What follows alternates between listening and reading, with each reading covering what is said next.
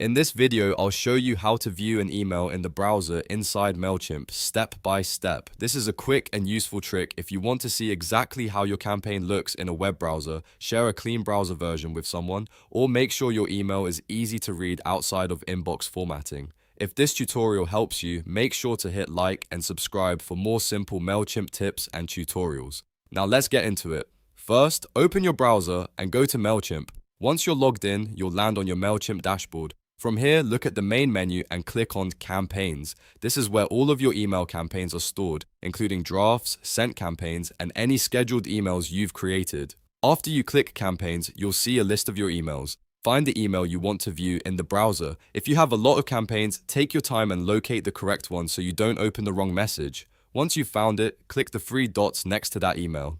This menu gives you extra options for managing the campaign. In that drop-down menu, click View in Browser.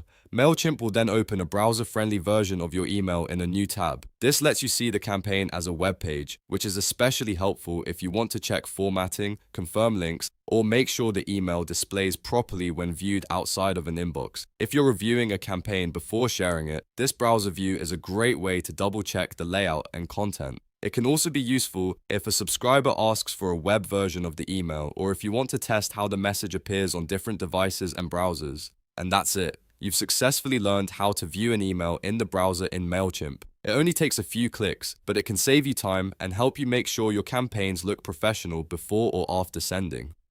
If this video helped you out, please give it a thumbs up and subscribe to the channel for more Mailchimp walkthroughs, marketing tips, and easy software tutorials. Thanks for watching, and I'll see you in the next one.